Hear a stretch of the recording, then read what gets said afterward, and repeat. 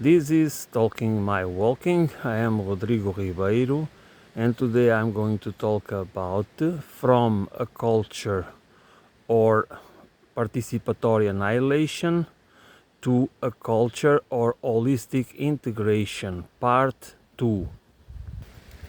Accidentally, I terminated my recording, so now I'm going back. I'm coming back. Um,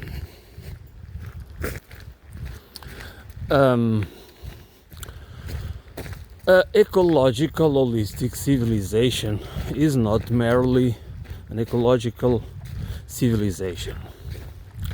It has to be a paradigm shift, a civilizational paradigm shift. And it can only happen if we become conscious of what kind of society and economy and culture and civilization do we want. Is good for us and for nature and for the rest of the living community. We don't live here alone. We don't need to go anywhere. It is just a waste of resources. Again, it takes a pillage, you need to pillage the earth in order to fulfill these whims, this lunacy of going to Mars or colonizing this and that. I mean, first,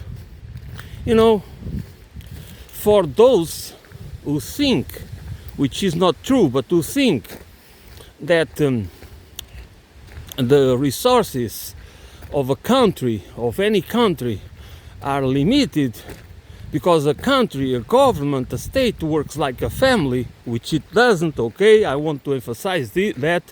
But if you think like that, and you think about the earth and the human community and the rest of the living community as deserving respect, to be that has inherent dignity, then we need to understand that first we need to deal with the problems we have here. What are the problems? We need to have a real fact-based diagnosis. We must not allow the people that have vested interests, the ones that really benefit with the cui bono, okay, with the existing system, in whatever form, those who are benefiting, even those from the middle class. I'm not talking only about the big. That's why this is a system that spreads that trickles down corruption, not wealth. Okay, what this existing system trickles down is corruption and voluntary submission. That's what it trickles down. Blind obedience. That we need to obey. We need to follow in order to in order to just have the possibility to survive. This is crazy, but this is the truth. That's what it is. So the point is, this system is irreformable. We can, if we try to build ecological civilization based on the existing economic system, which is capitalism, a system that base system that requires expansion in order to be able. I mean, requires expansion, exploitation of resources, because it needs always to grow, because the money supply needs to grow. The bet it's always going to grow in order to be able to pay interest. This is a system, a dysfunctional system that so many people are benefiting, as I was saying, that so many people in the middle class, and therefore they are always justifying the system. That's why there are so it is really a very small amount of people that really confronts the system. And that's why they don't like them. This is the radical left. The ones that really understand why the system cannot it cannot provide social justice. It's against the common well-being, and it is required to it needs to go on and on and on, and therefore the accumulation of wealth will always the inequality will always grow, and then it's always the worst people in many senses that really control the system itself. And I do not see that the rest of the world, we do not see the people becoming conscious that what we really need, besides the multipolar world, and we need to end the unipolar moment is the control this only one country controlling all the world and dictating the global governance as it was happening already. It's not what we need. But the kind of multipolar world that we are building is I think it's better. I think it's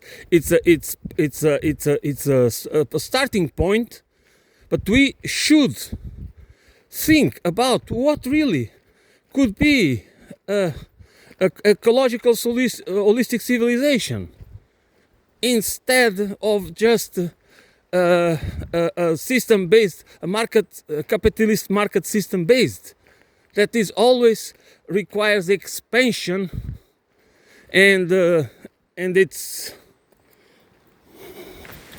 therefore there is always the need for more resources. That is probably the need to for the so-called great power rivalry, the great power competition.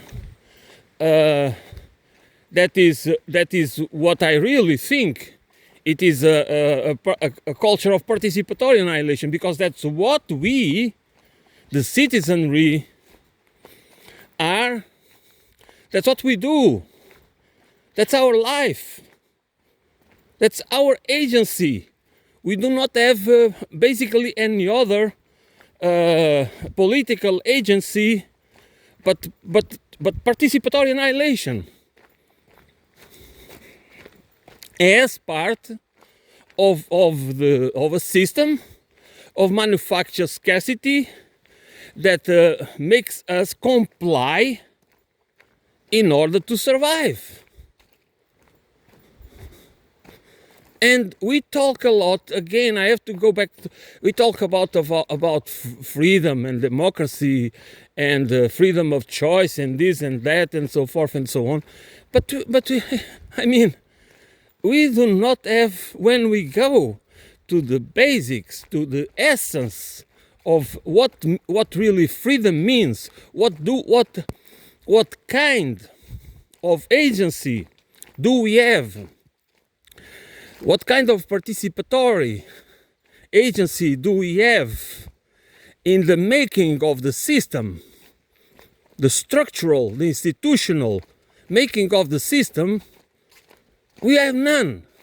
So our freedom is basically controlled by those who have the power, who have the agency to create the laws, to design the laws, and the institutions that are used to control the rest of us. So if our freedoms if we don't have the freedom, or if we don't have the agency to participate as part of a participatory politics and participatory economics, and a participatory cultural process, which needs to be a culture of holistic integration with the Earth systems, not exploitation, not plunder, for the accumulation of wealth, control and power in the hands of the few, those that really benefit. The rest of us are accomplices. We are transformed into accomplices by a system that, as I said, just makes us transforms us into cogs of a machine. A machine that we basically have no power whatsoever. We have no influence. We don't really, our will, our needs, the collective needs, the common good, doesn't matter at all. And the more capitalistic the system, which means the more so-called free market capitalist system, the less the common good matters, and therefore the less our individual well-being matters. Because what really matters is the pursuit of self-interest. But paradoxically, the pursuit of self-interest is against the collective good, and it is against, for the most of us, our individual goods and the good of our families, the well-being of our families. We are always comparing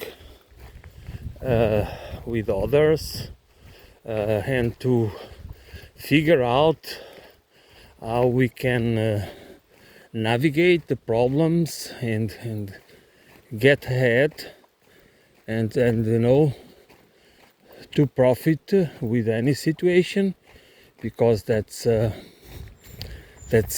what competition is about, that we can use our skills or our schemes and stratagems in order to get ahead of others. That's what the pursuit of self-interest that means. If the outcome is the outcome of the pursuit of individual interest in the context of a capitalist economy, capitalist market economy, is the production of more wealth. And by wealth, we need to understand that some wealth, the wealth produced by the rentier capitalist class, is not wealth produced in terms of production of goods and services. Is just the use of capital to reproduce more capital.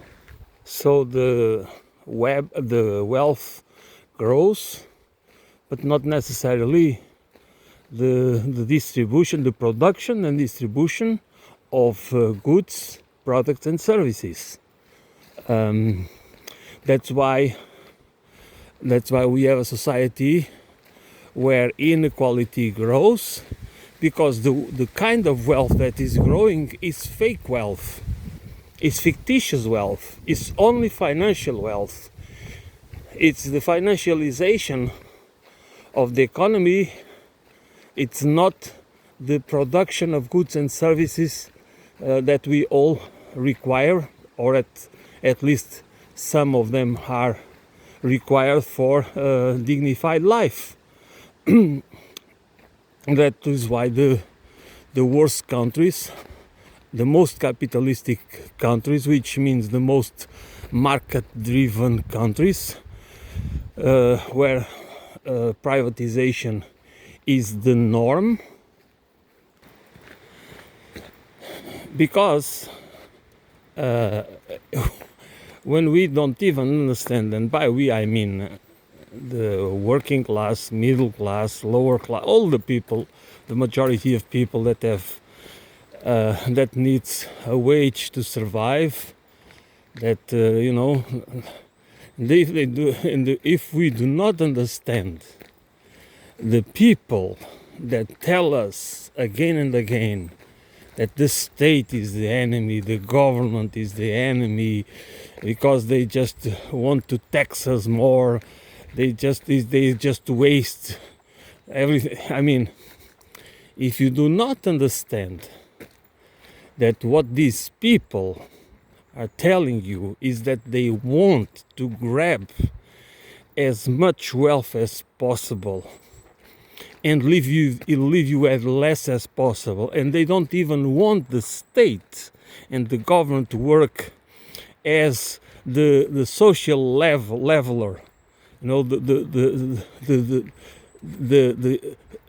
because the most successful societies, and by successful I mean with social success, that they really provide for the collective good, and by providing for the collective good they provide individually everybody, so everybody benefits, okay, is the countries with mixed economies. It was even the United States, it was successful, socially successful, when it was more of a mixed economy. And when the capitalism is not financial capitalism but industrial capitalism, which means that we need to understand that the state and government is not the enemy, because it's exactly since. Think about that. If you are a Western citizen, if you are an American or a British or a citizen of any European country or the European community, it was since Reagan and Thatcher, not only, okay, before that, but especially since Reagan and Thatcher with the ruthless fight against unions, against your organized labor, against the welfare state, for the privatization of everything, which means reducing the role of the state in the economy, that we gradually, the financialization of the economy grew, which means the parasitic class, plutocratic class grew, and we were fed with stories. Again, the relevance of language framing again and again and again, with stories that the state just wastes resources and the private sector is much better, is more efficient, and blah blah blah blah blah, which can be true or can be false. It depends on the circumstances, it depends on the industries, and there are sectors of the economy and sectors of the society that cannot be, that it is impossible, they cannot be profitable. They are not supposed to be profitable. We need energy, water, clean water, housing, and health services, and school, education, health, transportation, infrastructure, hospitals and bridges and roads and everything. This needs to be public monopolies, state monopolies. And also another important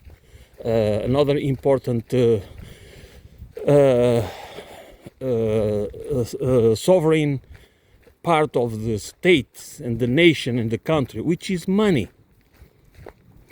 Money, it is and should be always a public monopoly. It is part of the sovereignty of the country. It's not supposed to be private. Private, when a private entity, it might have a national identity, but it is always transnational. It is always wants to use the state to grow their wealth and power and control, not the opposite. That's why they hate. They don't hate the state. They need the state, but they want us to hate the state, which is a different situation. So this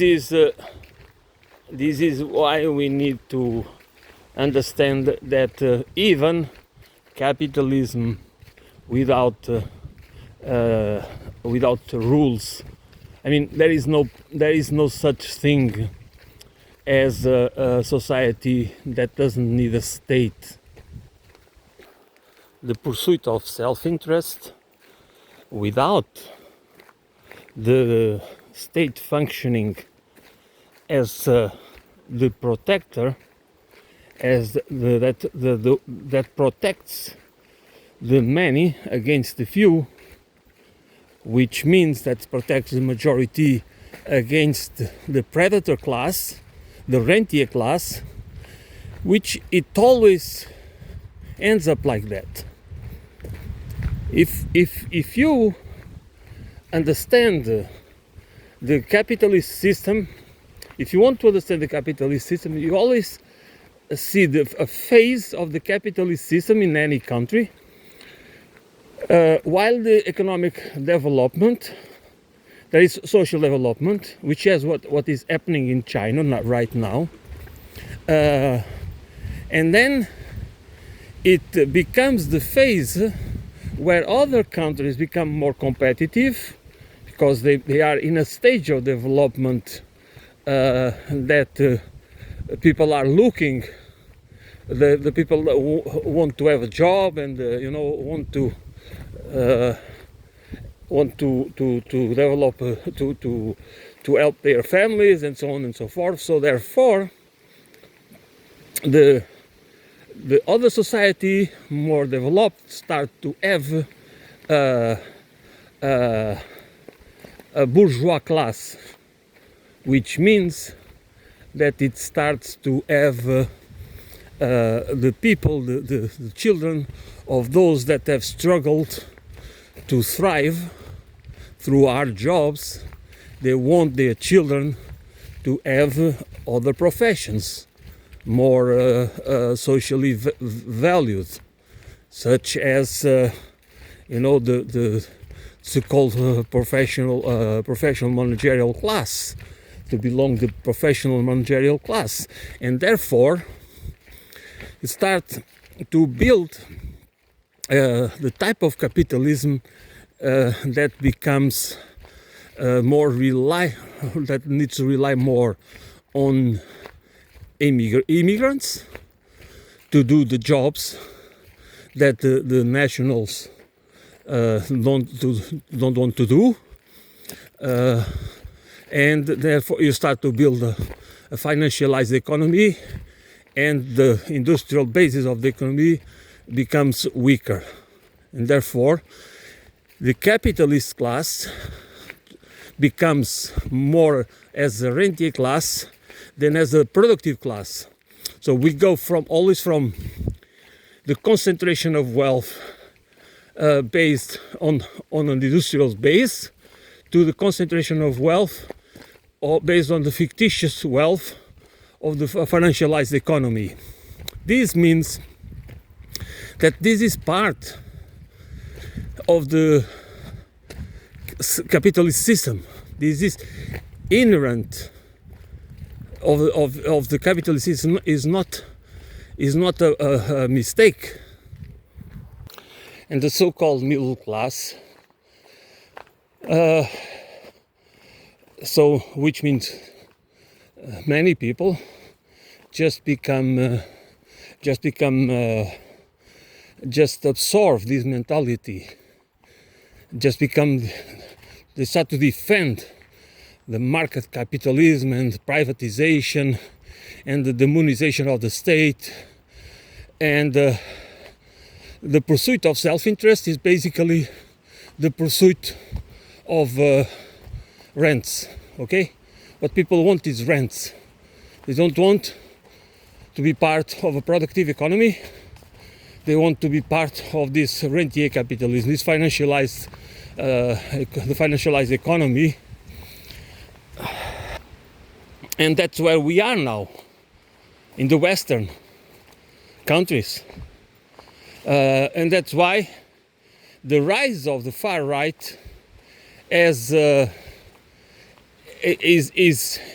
not going to solve the problem, because the problem is not by demonizing immigration or by the problem is capitalism itself, which the far right, nationalistic, populist, nationalist far right or fascistic far right does never question.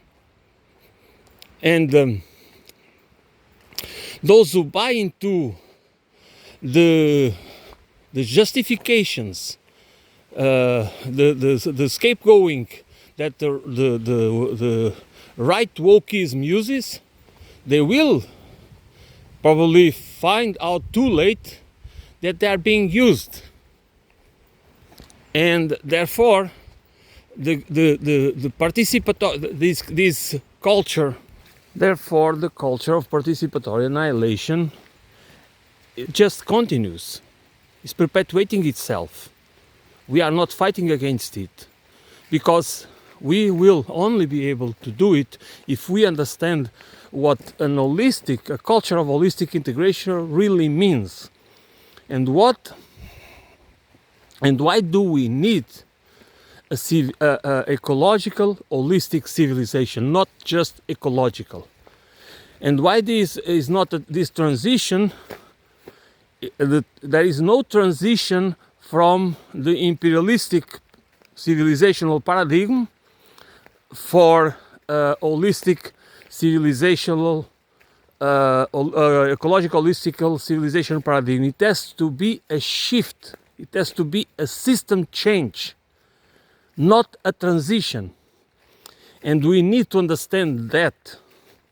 We need to understand that it's not by supporting these right-wing political parties and movements and organizations that we will achieve any meaningful change.